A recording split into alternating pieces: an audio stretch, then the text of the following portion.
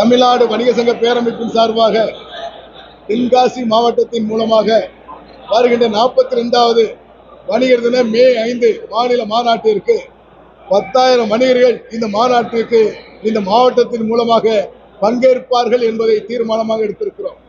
அதுபோன்று பல்வேறு தீர்மானங்களை எடுத்திருக்கிறோம். குறிப்பாக தோல் ஆலங்குளம் சாலையிலே புதிதாக அமைக்கப்பட்ட சாலையிலே தோல் கட்டணத்தை கட்டாயமாக திரும்ப பெற வேண்டும் என்பதை வலியுறுத்தி இருக்கிறோம். அதே போன்று சுரண்டையிலே மத்திய அரசு ஒரு இஎஸ்ஐ மருத்துவமனை தரப்பட வேண்டும் என்பதை வலியுறுத்தி இருக்கிறோம்.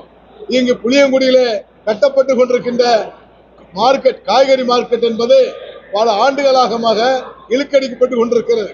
அதை விரைவாக கட்டப்பட்டு அதிலே கடன் நடத்தியவர்களுக்கு திரும்ப கொடுக்கப்பட வேண்டும் என்பதை தமிழ்நாடு வணிகத்துறை பேரமைப்பு வலியுறுத்துகிறது. பல்வேறு தீர்மானங்கள் எடுத்திருக்கிறோம்.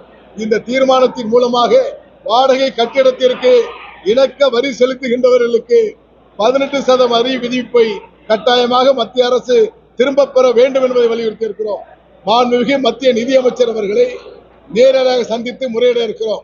அதை தவறும் பட்சத்தில் டெல்லியை நோக்கி 10,000 வணிகர்களை திரட்டிக் கொண்டு பேரணி போராட்டம் நடத்துவது என்பதை தமிழ்நாடு வணிகத்துறை பேரமைப்பு தீர்மானித்திருக்கிறார்.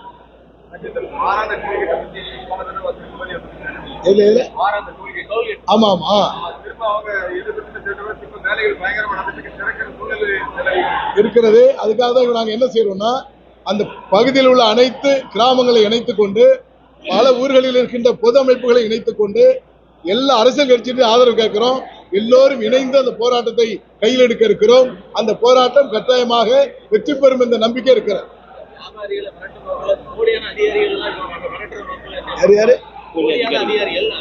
அதாவது வியாபாரிகளுக்கு ஒரு கோரிக்கை என்னன்னு சொன்னால், எந்த அதிகாரிகள் உள்ளே வந்தாலும் அவர்கள் ஐடி கார்டு யார் என்று கேளுங்க. தேவையில்லாத போலியான அதிகாரிகள் என்று வந்தால் அவர்களை பிடித்து வைத்துக் கொண்டு காவல்துறை இடத்திலே ஒப்படைக்கப்பட வேண்டும். அது மீது நடவடிக்கை எடுப்பதற்கு அரசு துறை அதிகாரிகளும் தயக்கம் இல்லாமல் என்ன வழக்கு பதிவு செய்ய வேண்டும் என்பது இல்லாமல் உடனடியாக வழக்கு பதிவு செய்து சிறையிலே தள்ள வேண்டும் என்பதை தமிழ்நாடு வணிகத்துறை பேரமைப்பு கேட்டுக்கொள்கிறது.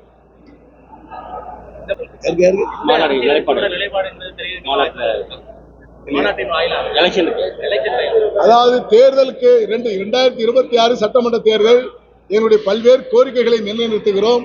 மாநாட்டில் எடுக்கின்ற தீர்மானத்தை எந்த அரசியல் கட்சிகள் எழுத்துப்பூர்வமாக நாங்கள் செய்து தருகிறோம் என்று உறுதியளிக்கிறார்களோ அதன் பிறகு எங்களுடைய ஆட்சி மன்ற குழு கூட்டப்பட்டு எங்களுடைய முடிவை நாங்கள் அறிவிப்போம்.